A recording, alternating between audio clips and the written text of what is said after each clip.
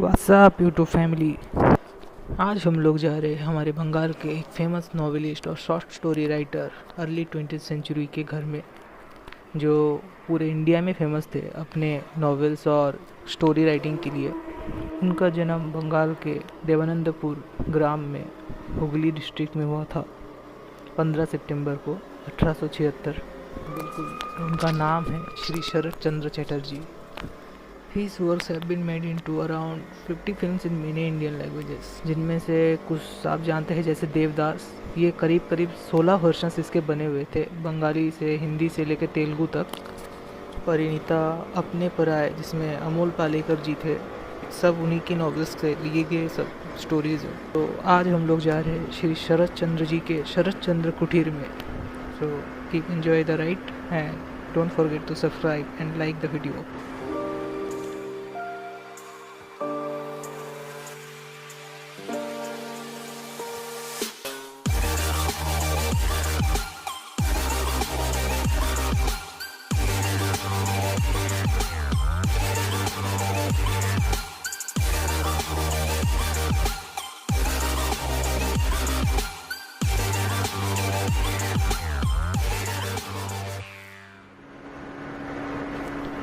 Seriously guys, मुझे अभी पता नहीं चल रहा कि अभी आप लोग को समझ आ रहा है या नहीं कैमरे में, बट स्काई बहुत ही ब्यूटीफुल लग रही है सीरियसली। सो अभी हम लोग निकल गए हैं दूलागढ़ टोल प्लाजा से। यहाँ से शरत चंद्र कुटीर और 40 किलोमीटर है। So guys, if you are enjoying the video, अगर आपको व्यूज़ अच्छे लग रहे हैं तो सब्सक्राइब करना मत भूलिएगा, लाइक करना मत भूलिएगा एंड एन्जॉय द व्लॉग।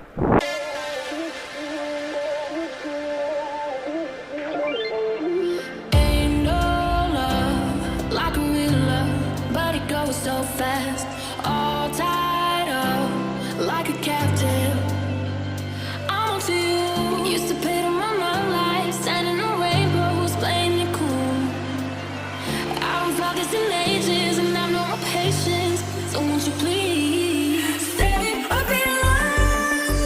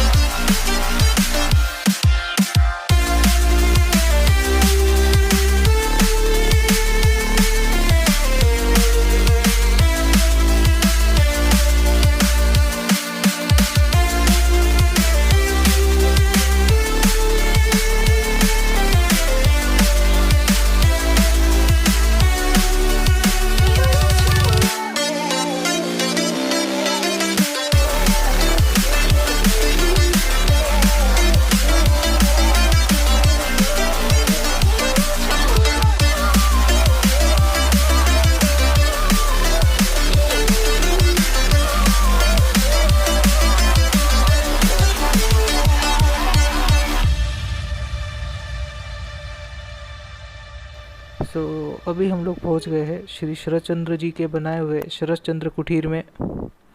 ये रहा साइड वॉल्स और ये रही एंट्री। तो यहीं पे सामने बाइक पार्क करके चलो शुरू कर दे ब्लॉगिंग यहाँ का। शरद चंद्र कुटीर जो हावड़ा डिस्ट्रिक्ट के समता नामक एक गांव में स्थित है। ये कुटीर रूपनारायण नदी के तट पे बनाई गई है। ये घर 1923 में यहाँ के एक जाने माने लोकल वर्कर ने बनाई थी जिनका नाम गोपाल दास था। ये घर बनाने में टोटल 17,000 का खर्चा पड़ा था। कंप्लीट होने में ये घर टोटल 2 साल लगी थी। शरद जी इस घर में 12 साल रहे थे, 1926 से 1938 तक। ये उनका स्टडी रूम था। यही बैठकर उन्होंने कई सारे नॉवेल्स और शॉर्ट स्टोरीज लिखे थे। सामने खिड़की से पूरा रूपनारायण नदी दिखता था। इस घर में रखी हुई सारी चीज़ें कम से कम 70 साल से ज़्यादा पुरानी हैं। इसी घर में बैठकर उन्होंने कई सारे स्वतंत्रता सेनानियों के साथ मीटिंग्स अरेंज किए थे। उनमें से जैसे कुछ नेताजी सुभाष चंद्र बोस, विपिन बिहारी गांगुली, सब इसी घर में आके उनके साथ मीटिंग्स करते थे। ये उनका दवाई घर था। वो बिना मूल्य यहाँ लोगों का चिकित्सा किया करते थे होम्योपैथी से।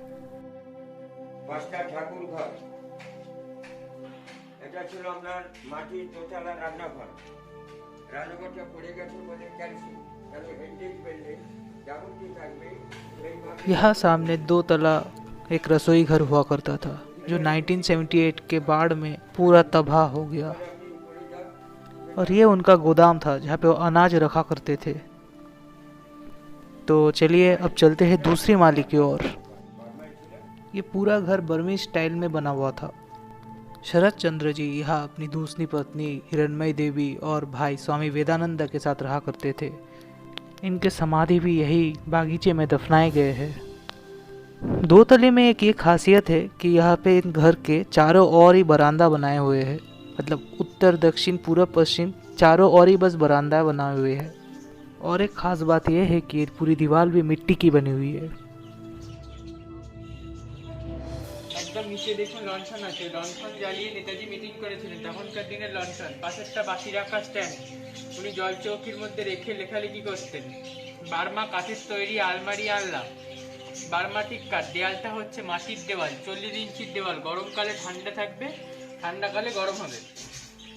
ওইখানে দেখুন লফট আছে, ওখানে মই ঠেকিয়ে তখনকার দিনে ভেতরে জিনিসপত্র রাখা হতো। ওটা ফলস সিলিং, ওপরের গরম ভাবটা গরমকালে নিচে নামবে না, ঘরটা ঠান্ডা থাকবে। আমরা দুজন আছি এ বাড়ির দেখাশোনার দায়িত্বে। আমার নাম হচ্ছে টুবাইপতি আর নিচে থাকেন দাদু দুলাল চন্দ্র মান্না। আমরা বংশ পরম্পরা এ বাড়ির দেখাশোনার দায়িত্বে আছি। यहीं पे खड़े होकर शरद चंद्र जी नदी का नज़ारा देखते थे और कहानियाँ लिखते थे। তখনকার দিনে এটা হচ্ছে খরগোশের খাঁচা। এই যে বাঁশে তৈরি বাঁক যেটা, তখনকার দিনে এখনকার যেমন সিমেন্টের বাঁক হয় ঘরের মাথার উপরে, ঠিক তেমনি এইটা হচ্ছে বাঁশে তৈরি বাঁক। তখনকার দিনে উনি জিনিসপত্র রাখতেন। এই সেই হিরণময়ী দেবীর ঘরের যে ফার্নিচার রাখা রয়েছে এটা আমরা এই জানলা দিয়ে দেখে নেবো। ये श्रीमती हिरणमयी देवी जी का कमरा था। एक अनोखी बात यह है, ऊपर में ये 2 कमरों के बीच में जो दीवार है वो 40 इंच की है। গোপন রাস্তা, নিচে যে বৈঠকখানার ঘরটা দেখলেন ওখানে সমস্ত বিপ্লবীরা এসে নদীপথে এসে ওই লণ্ঠন যে দেখলেন ওই লণ্ঠন জ্বালিয়ে মিটিং করতেন। ইংরেজরা যখন নদীপথ দিয়ে আসতেন বিপ্লবীরা এসেই পালিয়ে যেতেন। খিড়কির দরজা, বিপ্লবীদের পালিয়ে যাওয়ার পথ, গোপন রাস্তা। जब अंग्रेज नदी के पथ से यहाँ स्वतंत्रता सेनानियों को पकड़ने आते थे तो स्वतंत्रता सेनानी इसी दरवाजे से निकल जाते थे। तो दोस्तों यही था महान उपन्यासकार एवं लेखक शरद चंद्र चटर्जी जी का शरद चंद्र कुटीर। धन्यवाद।